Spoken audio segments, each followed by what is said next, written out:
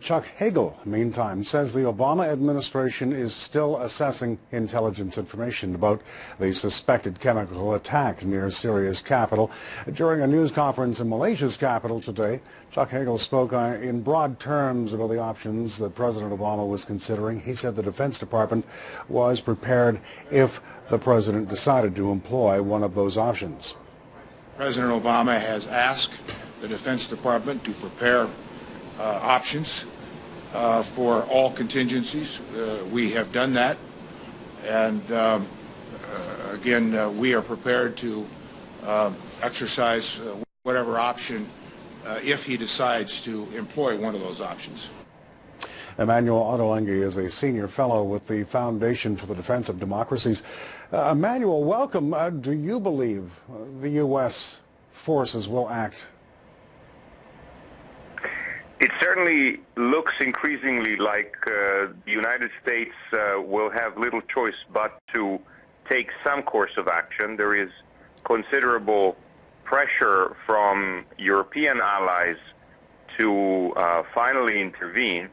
The U.S. has set itself by declaring red lines on chemical weapons last year in a position where it has to intervene or look like a paper tiger. So I expect some kind of reaction. The question is to what extent the U.S. will, alongside allies, launch a strike of some sort against the Syrian regime, and whether that will be a very short-lived, limited action, or it is a prelude to something more extensive. I want to move on to a related element today that we just reported a few minutes ago. Syrian state television says Syrian authorities will allow United Nations inspectors full access to the site of Wednesday's suspected chemical weapons attack in a suburb of Damascus. What are your thoughts? Well, again, the regime probably thought they could get away with saying that this was the rebels, although, it's very hard to believe that such a coordinated, extensive, large-scale attack on rebel positions and civilian areas partially held by rebels would have been launched by the rebels themselves, given that they don't have access to that kind of weaponry to begin with. Now, add to that the fact that between the rebels and the regime, it was the regime refusing access to UN inspectors who had just arrived in Damascus. So it looks like the regime thought it could get away with mass murder, and then they tried to play around the usual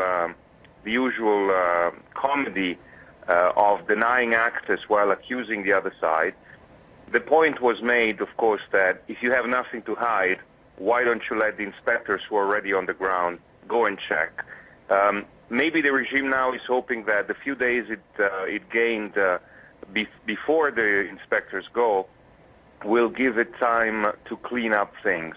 I think that it is imperative that the UN goes there and does its job seriously and quickly, because, of course, one of the obstacles that the international community is facing today is the blockade against any action that Russia has imposed so far to protect its ally in Syria. If the Russians recognize that weapons of mass destruction have indeed been used, then I think this will be a game changer.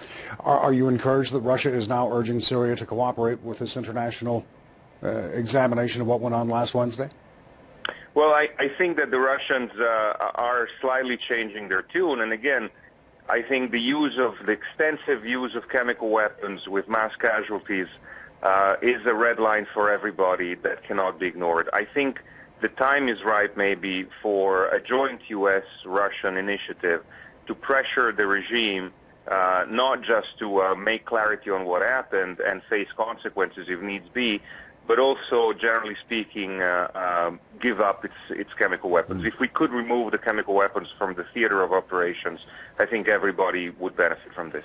Emanuele Ottolenghi is a senior fellow with the Foundation for the Defense of Democracies. Mr. Ottolenghi, thanks a lot for speaking with us.